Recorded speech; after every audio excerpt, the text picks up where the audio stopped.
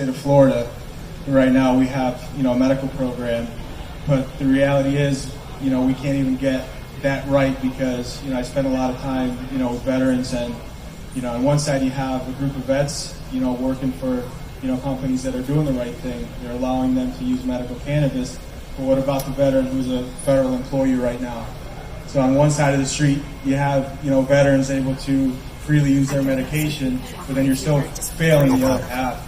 So we're missing the mark in the state of Florida, and just across the board still, if you're a combat veteran or if you serve this country, you should just have access to cannabis. If you have access to narcotics, you should have free access to medical cannabis.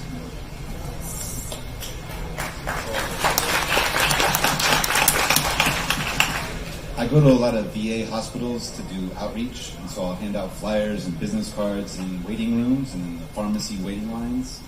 And I offered my card to one troop, and he said he declined it because his understanding was that if he was found to have consumed cannabis, he wouldn't have access to his methadone treatment any longer. And so when you have those decisions to make, especially in like a harm reduction perspective, it's absolutely discrimination. And there's also an issue where you can't use your VA home loan if you are employed by the cannabis industry. And so, absolutely. There was a law that kind of fixed that, but then the Senate just took that out. And so we're back at square one with that. So absolutely discrimination exists. But it's certainly okay to drink alcohol. It's certainly okay to pop the opiates and the antidepressants. No problem at all. But this plant medicine is out of bounds. And I say for me, I'm having both perspectives. I'm coming from a legal market in California where I'm able to talk to my VA doctor and be open about my consumption use and able to tell them with almost no repercussions because it's just basically a norm. But then you go to the East Coast, and then I had this conversation with another doctor at the VA, and they're trying to wean me off cannabis. Like, she's going to try to figure out something where we can get that out of your system. And I'm like, what? But the medication you give me will stop my heart, or it will lower my blood pressure. So I would rather take the cannabis over that. And so there is a discrimination when it comes to our choice of natural consumption. Totally. I agree with you 100%. I was just at the VA last week, and I was seeing the GI doctor, and he saw that I used cannabis because they ran a drug screen on me, and of course I came back positive for cannabis, and they said, oh well, maybe this is why you're having these stomach issues, and then he pulled up some weird article that said cannabis causes vomiting. I'm like, I'm not even here for vomiting. And that it's on both coasts. It's really, the stigma is still deeply rooted within the VA healthcare system.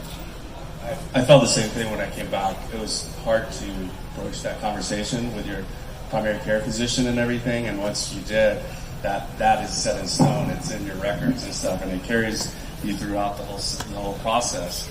And luckily we live in a state that is lenient towards cannabis, but like I said, I grew up in Alabama and it's very stringent. And Jose being in Florida, where you have those veterans that are signed pain management contracts and can't use, if they get caught using cannabis or any other substance and stuff, that is taken away from them and everything, which I don't feel like that's justified.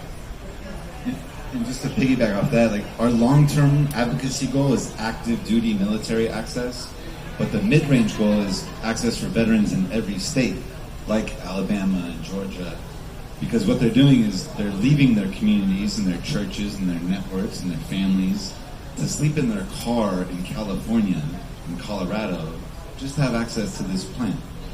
So it's discriminatory from state to state also.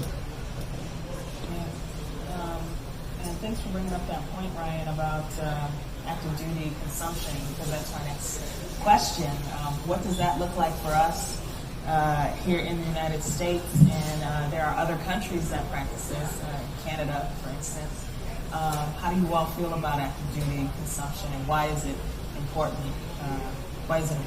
We had over 300 active duty suicides last year. I think the Marine Corps had the highest active duty suicide count last year that they have ever had. the proof is there. It's black and white. It's factual. Cannabis has killed no one. You know, we enlist. We all carry a weapon for a reason because ultimately we may have to use that. You know, and some of us have used that weapon, and that comes home, you know, with us from combat. You know, so we want to think clearly and be in line, and that's the issue. You want your military to be battle ready. We're not battle ready. We're not all there. If you have us hopped up on opiates on the battlefield, imagine how effective we will be with a clear mind with CBD. And that's where, yet again, the government is failing us out of service, but even in service, we're killing ourselves in service. You know, we don't want to do that. Just do the right thing.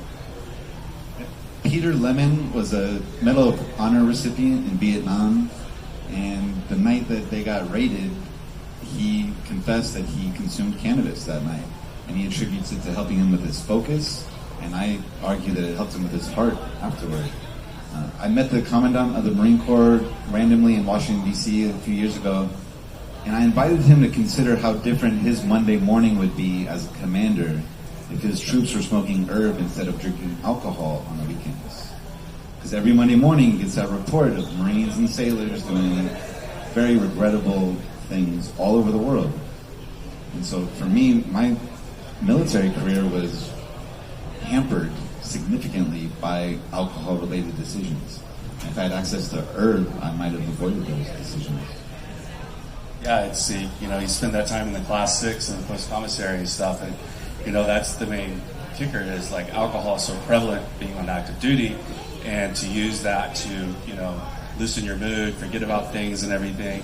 And if you had this plant to take in and everything, ingest or smokables or anything, that you would substitute that and everything, and then I think there would be, like you said, there wouldn't be that roll call on Monday morning and everything where people got DUIs or domestic violence or things like that. So. And I would even say there's so many methods of consumption. It doesn't actually have to be anything that's agreed upon. It could be something where they're in pain and they can use the salves and they can use the patches and get the consumption methods other than smokables. And so just education is so necessary with examples of proven, military personnel that's using it, that's been able to benefit from it, showing them veterans that are better spouses, better fathers, better, co-workers, employees, entrepreneurs, etc. Those are things, there's data to back up, what we're saying. And especially, I think, to prevent military sexual trauma. When I consume cannabis, I don't want to commit violence really towards anybody, right? And alcohol is a totally different situation. And so it's certainly beneficial. They need to focus on mental wellness. That's the whole thing. They're missing. There's nothing wrong with wanting us to be mentally fit. We train 24/7 in service, but also, yet again, train us mentally, prepare us so when we get out of service and we, have that issue with transition, the pivot is a little easier. So there are some of us that understand the risks behind. I was that Marine that was like, please get that away from me. I can't believe you're doing that. Judge them the entire time, not knowing that they were coping with so many different symptoms, unknown symptoms that we weren't even diagnosed with until later. And so I think that if they have the opportunity, they should not only get a social equity license, they should be able to do a home grow. They should be able to use that as commerce and sell that, and also be able to consume that as medication and not be judged for it as well. So there is a disparity. There has been, unequal treatment, especially with the war on drugs, especially with our communities. So in order to make this equal, in order to make this right, in order to, try to make up for those disparities, they should absolutely get first dibs on a license to get extra points like they would at any other federal government job. I absolutely think that. I agree. I mean, at the end of the day, we all want to progress. Not many of us want to openly regress, and this is an opportunity to make the wrongs from yesterday right. We can't change the past, but we can make an open choice today to move forward in the right direction. So I agree with you 100%. Social equity that Supernova women basically led the way on that in Oakland is basically a pathway to justice. And I think if we expand that pathway to include military veterans and other disadvantaged communities,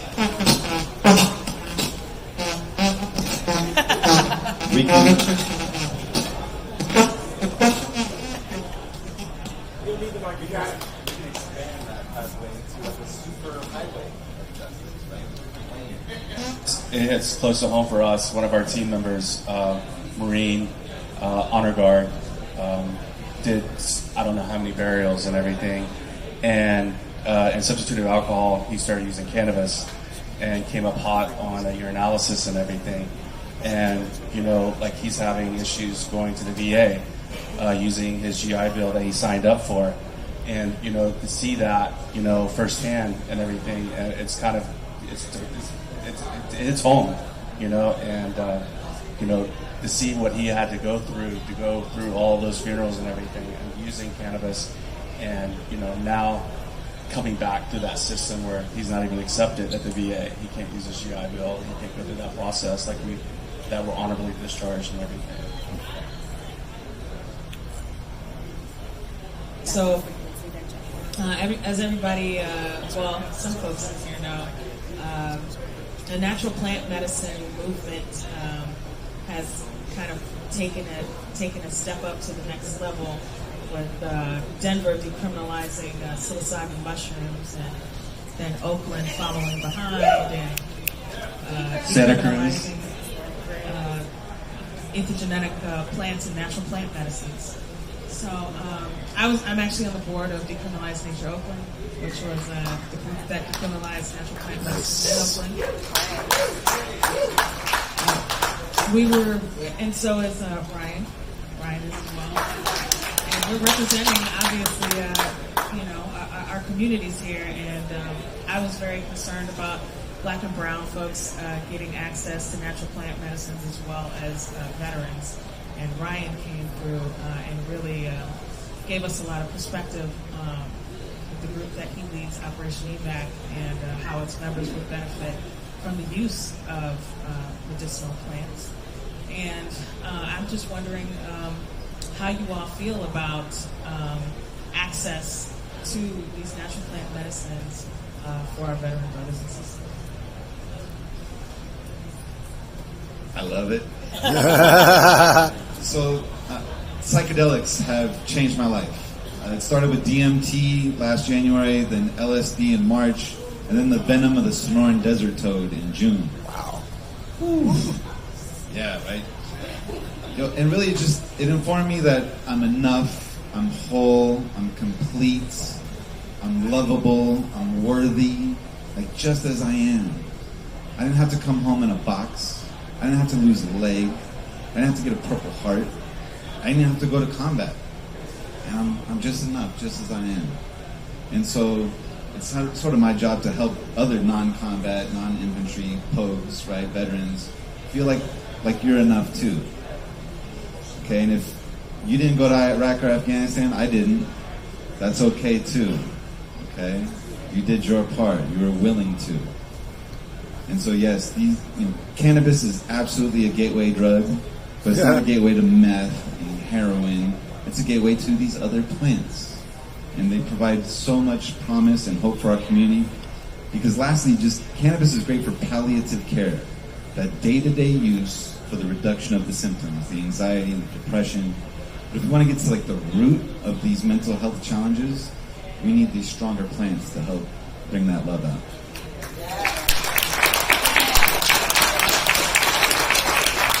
So my experience on psilocybin mushrooms, I was just telling someone, I was like, you think I go hard for cannabis? Wait till you hear my mushroom story. It was so lit. That story was so awesome because I went through things in my mind that I had closed off, like doors I had shut from Iraq that I would never go through on a regular basis. I was like, nope, I'm not thinking about it. And then I can't heal. I can't get past the moment. I'm always reliving it. It's always something hanging over, over my head. And so with mushrooms, I was able to go through those doors, experience oh wow, that's why I do that. That did happen that time. It really helped me in such a way that I was like, oh wow, other veterans need to experience this as well. And so it really did lead me onto another journey to experience other natural alternatives to see what else could help me, what else could be a relief to my symptoms. And so I think that all veterans should have access to natural alternatives, no matter what that is. It could be yoga. It could just be meditation. It could be, it could be a number of things, but as long as they are healthy and whole at the end of it, like Ryan said, then I think they absolutely should have access to it. Of course, it's, going through the whole VA system, coming back and seeing other veterans, and they drop that pill. Here's a prescription, here's the SSRIs, here's the benzos, here's psilocybin, and here's an alternative. And if we could just embrace it and embrace it throughout the country with our veteran community and everything, I think it'd be a strong healing power for all. I think what's cool, I don't have that much experience yet. And the yet is because I don't feel I'm educated enough, but I also need to know it's safe. And by hearing and knowing this, knowing that I'm not going to go down this road by myself, I can pivot left, right, wherever, because ultimately the veteran, when we come home, we don't ask for much. We're just looking for peace. We're trying to find ourselves. We're very hard on ourselves, because in service, you have to do it the right way the first time, dress right dress. So if out of service you're struggling, we're very self-defeating. So to know that these medicines are available and they're all natural, and we do have, a gateway to mental, emotional, spiritual freedom, let's do that. So kudos to you guys.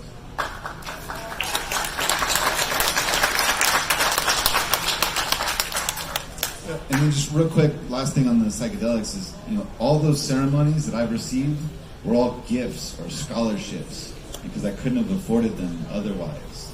So folks that do take care of these plants and folks that do consume these plants, make sure that we have inclusive practices that invite folks to the table that couldn't afford a seat otherwise.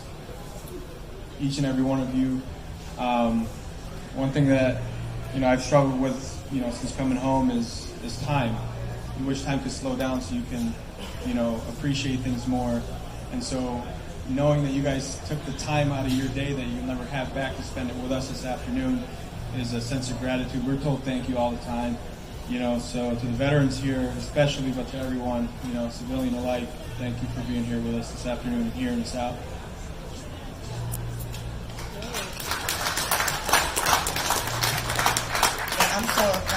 I'm just grateful for this opportunity because, again, coming from the East Coast, you understand that everyone doesn't have access to the education, they don't have access to the camaraderie, they don't have access to the friendships, etc.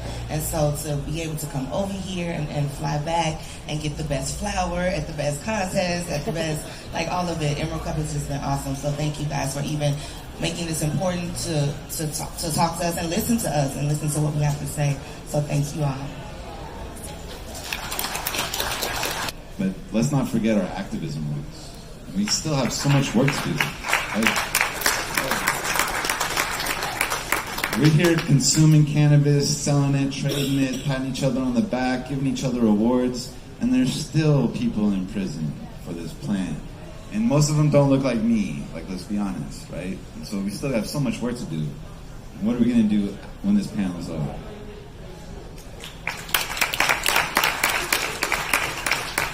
And now I'd like to kick it to the audience for questions. My name is VW, and thank you for everyone being here. I'm coming in from the Empire State. The Empire was not the good guys in Star Wars, and that is New York. And as a medical card carrier, I get concerned as we go towards legalization because at the federal level, it goes away. I'm in a state that doesn't have medical patients that are allowed to grow one plant. As a medical card carrier, we have some serious limitations. So one of the questions I have is for medical refugees, and to put it out there for everyone in the audience that might need access to something in a state where we don't have access. What is our, I'm just asking for maybe a resource or a national veterans organization or maybe some input on direction for myself and others who need access to clean cannabis and don't have that access in the state where I've legally went to my state, went through the processes of all that, and alternative cares. Thank you. Being a New Yorker myself, I'm from upstate New York. I live in Florida now. There's a veteran out there. She's done an amazing job. Her name is Sarah Stenoff. She has Veterans Ananda, so perhaps, connecting. Well, there you go. So my suggestion was going to be a link up with Sarah. And veteran voices carry a lot of weight in city hall, in state legislature, at the federal level. And so I had a meeting with the chair of the Veteran Services Committee for the state of California, I told him about, compassion went away and how are we going to restore this compassion in California. And the first thing he asked me was like, where's your coalition?